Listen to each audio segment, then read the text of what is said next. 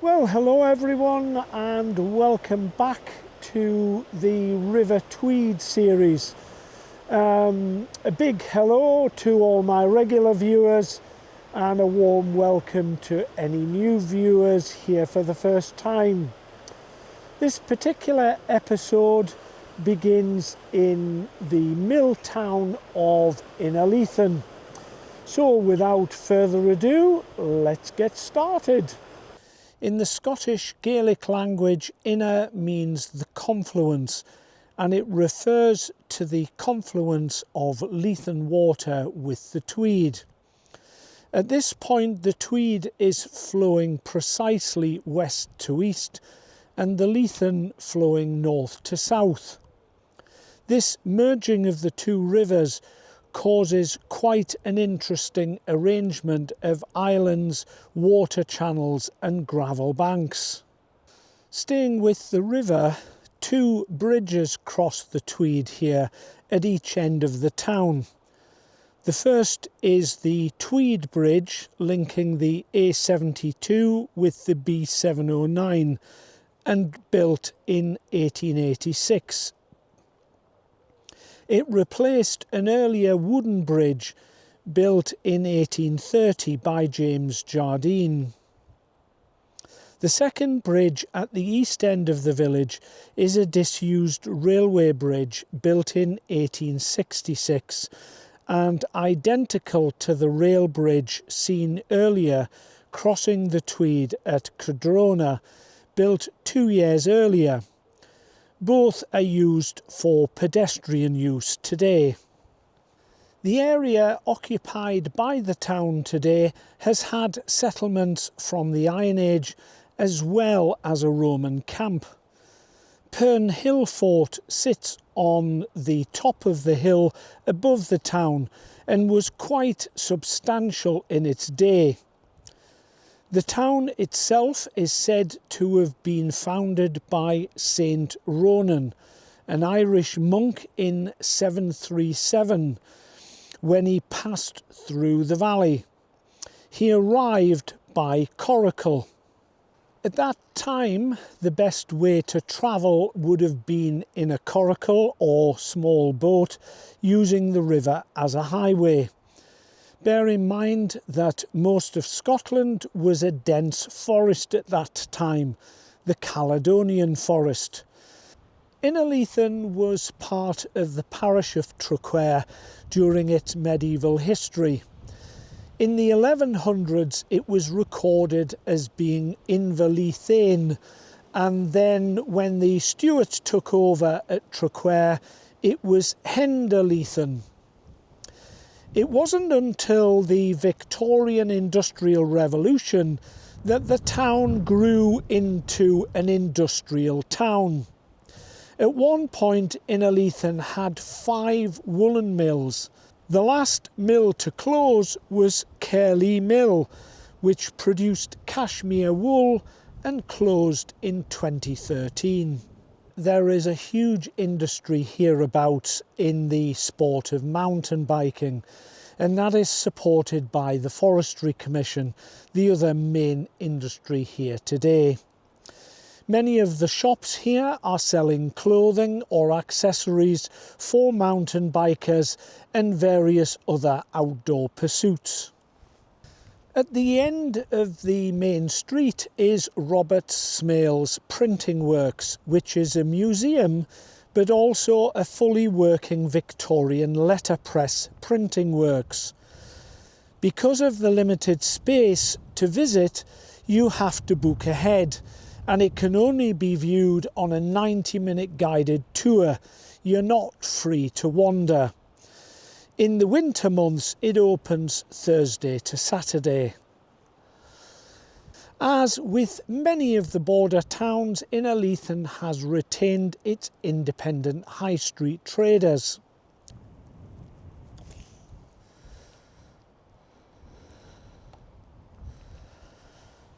The imposing church on the high street is St James Church.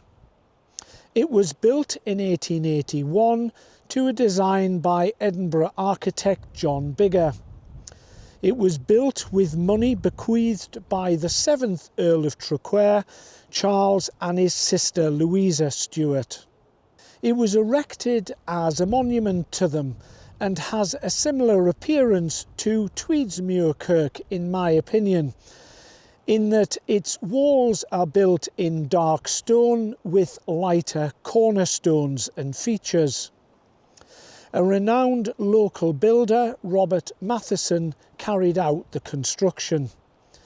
Inside the church is a large icon of Our Lady Czestochowa, put here by the captain of the Polish forces based in Peeblesshire during the Second World War.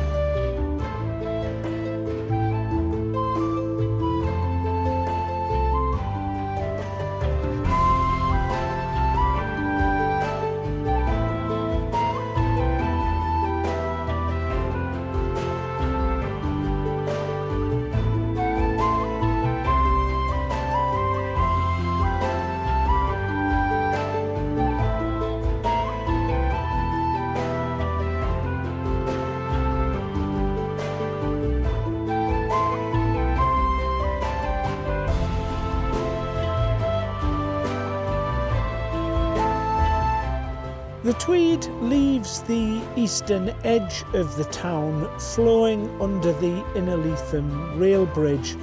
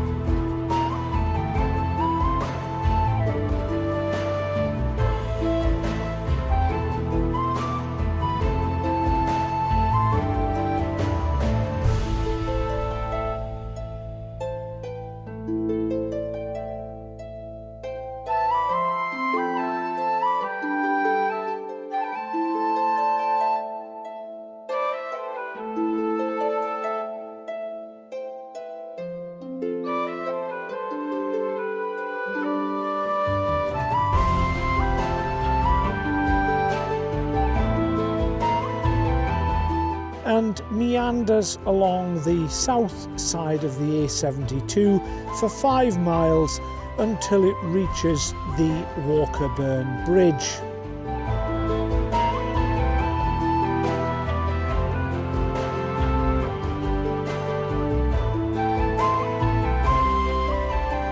And that's the bridge you can see there behind me.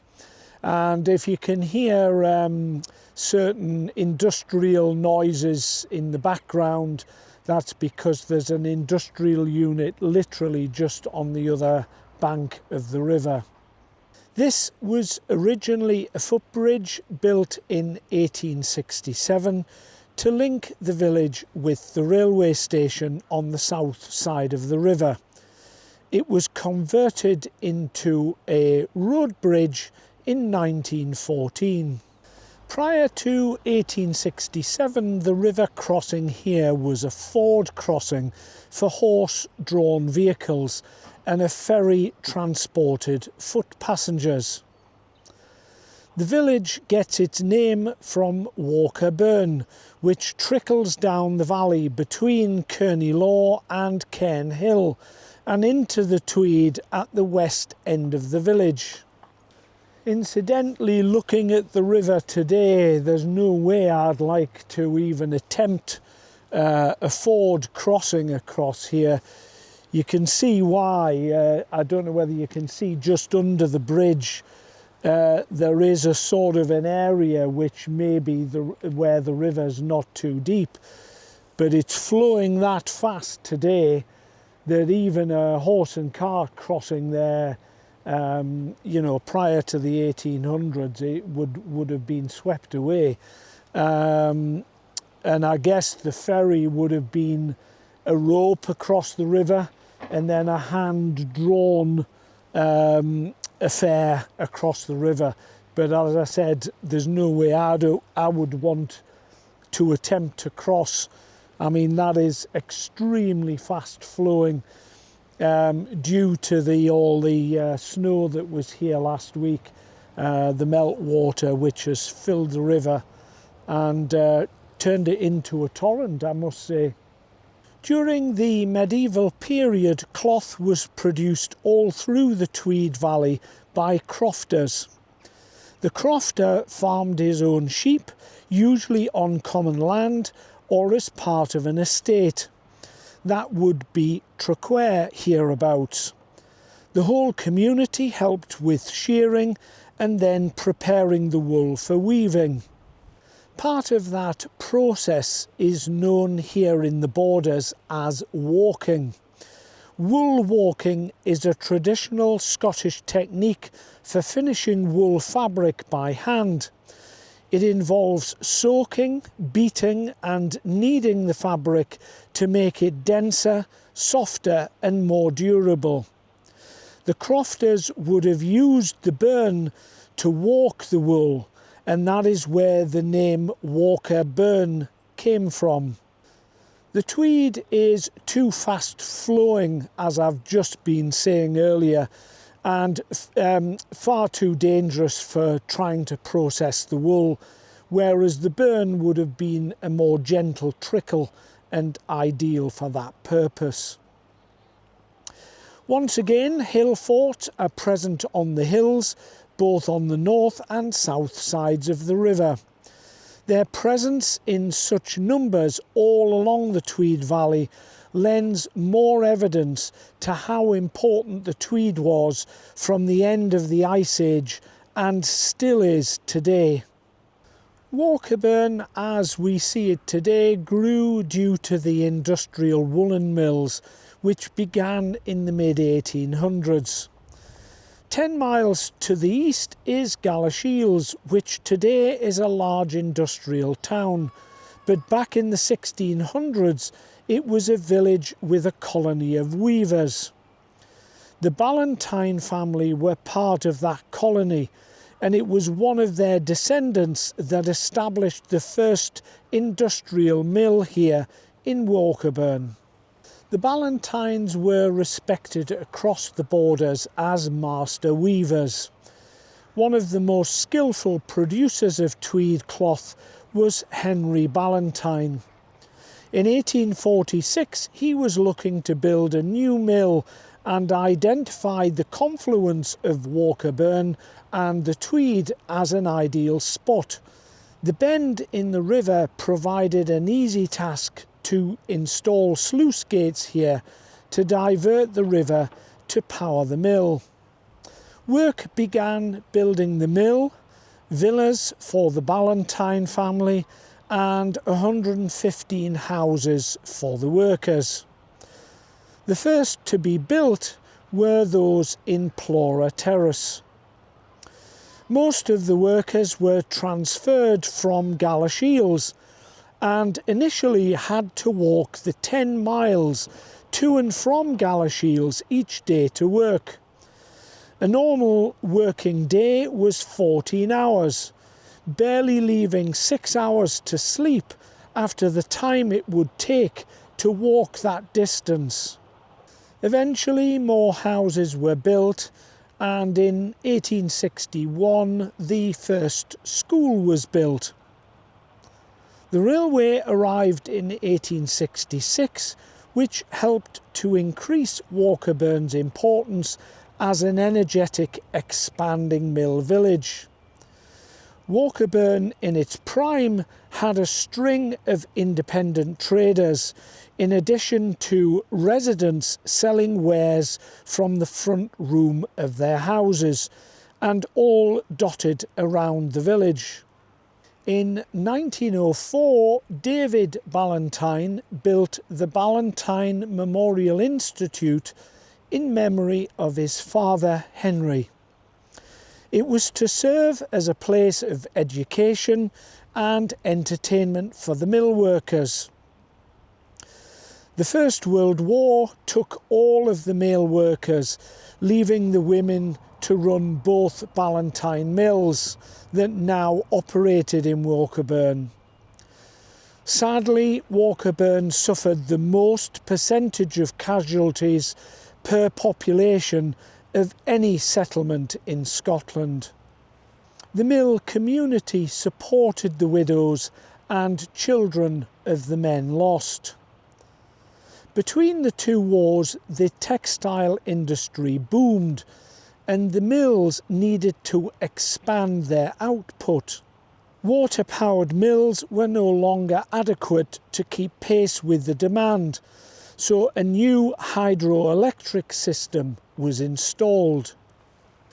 A concrete reservoir was built to store the water on top of Kearney Law, needed to power the generators. Water was pumped up during the night when the mill was closed, and then released during the day to power the generators, which in turn powered the mills.